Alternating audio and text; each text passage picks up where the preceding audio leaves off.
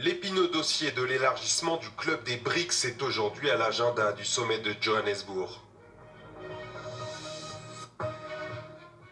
Depuis le Brexit, la City a-t-elle conservé son prestige? Notre enquête dans ce journal. Au Pakistan, 6 adolescents et 2 adultes sauvés après être restés bloqués au-dessus d'un gouffre dans leur téléphérique en panne. Les dirigeants des BRICS, Brésil, Russie, Inde, Chine, Afrique du Sud, sont réunis jusqu'à jeudi en sommet à Johannesburg. Objectif du club qui pèse un quart du PIB et 42% de la population mondiale, étendre son influence économique et politique et affirmer sa force vis-à-vis des États-Unis et de l'Union européenne. Seul un chef d'État manque à l'appel, Vladimir Poutine sous le coup de poursuites internationales. Représenté par son ministre des Affaires étrangères, le président russe a plaidé dans un discours vidéo contre les sanctions qui visent Moscou depuis l'invasion de l'Ukraine et prédit le déclin du dollar américain.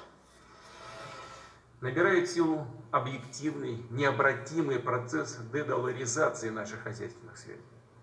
Предпринимаются усилия по отработке эффективных механизмов взаимных расчетов и валютно-финансового контроля. Как результат, доля доллара в экспортно-импортных операциях в рамках БРИКС снижается. Mais le principal dossier reste l'entrée éventuelle de nouveaux membres dans le club. Argentine, Iran, Arabie Saoudite ou encore Bangladesh. Au total, une quarantaine d'États ont manifesté leur intérêt.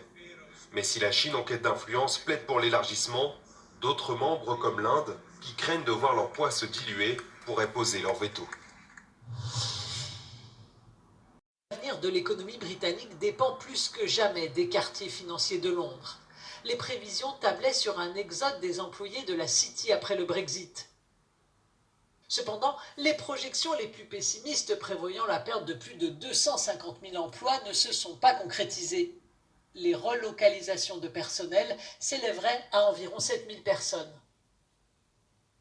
Ce qui a changé radicalement, c'est la place des villes européennes, devenues plus compétitives que Londres. London's still seen as a global financial player, but it isn't necessarily seen as the single European financial services centre. And I think that is what has changed as a result of Brexit. Now people think it's not just London that's a European financial centre, it is other places. It could be Paris, it could be Amsterdam, it could be Dublin. Des villes européennes comme Dublin se retrouvent sous les projecteurs en tant que nouveaux centres bancaires. The evidence shows that what was once predicted as a mass exodus of city bankers from London has in fact transpired as a strategic recalibration of resources around European banking hubs to rival the City of London. It certainly has been.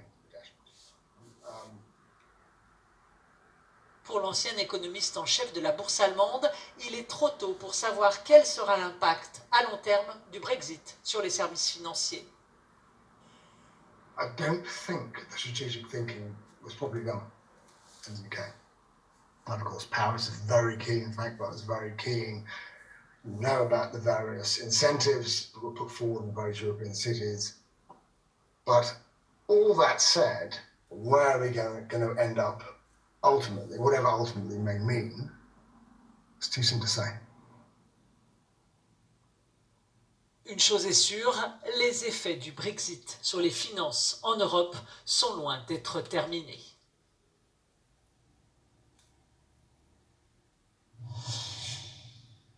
La région de Moscou ciblée pour la 6e journée consécutive mercredi par des drones ukrainiens qui ont également fait 3 victimes près de Belgorod. Réponse russe, une attaque nocturne de drones près d'Odessa. Mardi, les forces de Kiev ont repris 3 km² autour de Bakhmout. Des succès militaires modestes qui s'ajoutent à 2 opérations de sabotage menées sur des bases aériennes en territoire russe à des centaines de kilomètres du front. Selon un média ukrainien, plusieurs bombardiers ont été touchés. Quelques heures plus tôt, des frappes russes contre 2 villages près de Liman dans l'est de l'Ukraine ont causé la mort de 3 personnes. De retour de sa tournée européenne, le président ukrainien s'est félicité des futures livraisons de 61 avions de combat F-16, synonyme de renforcement de ses défenses aériennes. Les autorités ont par ailleurs mené mardi plus de 200 perquisitions dans des centres d'enrôlement militaire. Objectif, démanteler un vaste système de corruption qui permettait à des conscrits d'échapper à l'armée.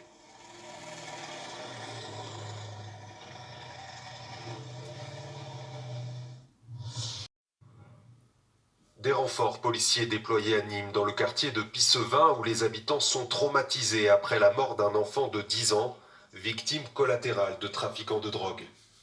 Lundi soir, une voiture est ciblée par erreur par 4 tireurs, probablement en représailles à des tirs survenus non loin dimanche soir. À bord du véhicule, un homme de 28 ans est blessé. Son jeune neveu reçoit lui 3 projectiles et meurt. Une enquête pour assassinat en bande organisée a été ouverte. Le roi d'Espagne a dû choisir entre le Premier ministre sortant, le socialiste Pedro Sánchez, et cet homme, Alberto Núñez Feijóo, le chef du PP, la droite conservatrice. C'est lui qui sera chargé de former un nouveau gouvernement. Le Parti populaire de Alberto Núñez Feijóo, arrivé en tête lors de l'élection anticipée du mois dernier, doit former une coalition. Cela sera difficile d'avoir la majorité, même avec le soutien de l'extrême droite. Alors, le Premier ministre Pedro Sánchez reste en embuscade, espérant garder le pouvoir. Frans Timmermans démissionne de son poste de vice-président de la Commission européenne pour tenter de devenir Premier ministre des Pays-Bas. Il a été intronisé ce mardi à la tête d'une liste commune Parti social-démocrate et Vert pour les élections anticipées néerlandaises du mois de novembre. Arrivé à Bruxelles en 2014, l'ex-diplomate a été le maître d'œuvre et le porte-parole emblématique des politiques environnementales de l'UE, prenant en charge à partir de 2019 l'ambitieux pacte vert. Frans Timmermans fait son retour sur la scène politique néerlandaise après avoir été ministre des Affaires étrangères des Pays-Bas entre 2012 et 2014. En Grèce, au moins 26 corps brûlés ont été retrouvés après un incendie de forêt dans le parc national de Dadia, près de la frontière avec la Turquie dans le nord-est du pays. Il pourrait s'agir de migrants, selon les pompiers, qui avaient fait état de 18 morts dans un premier bilan. Στην πυρκαγιά της Αλεξανδρούπολης, σε επιτόπιο έλεγχο από στελέχη του πυροσβεστικού σώματος στην ευρύτερη περιοχή του Άβαντα, εντοπίστηκαν οι σωροί 18 ατόμων πλησίων παραπήγματος. Με δεδομένο ότι από τις γύρω περιοχές δεν έχει υπάρξει καμία δήλωση εξαφάνισης ή αγνοωμένων κατοίκων, διερευνάται το ενδεχόμενο να πρόκειται για ανθρώπους που εισήλθαν παράτυπα στη χώρα μας. Υπενθυμίζεται ότι από χθες είχαν σταλεί μηνύματα 112 εκένωσης της ευρύτερης περιοχής. Les pompiers grecs font face depuis plusieurs jours à des dizaines d'incendies de forêt à travers le pays. Mardi après-midi, ils ont ordonné l'évacuation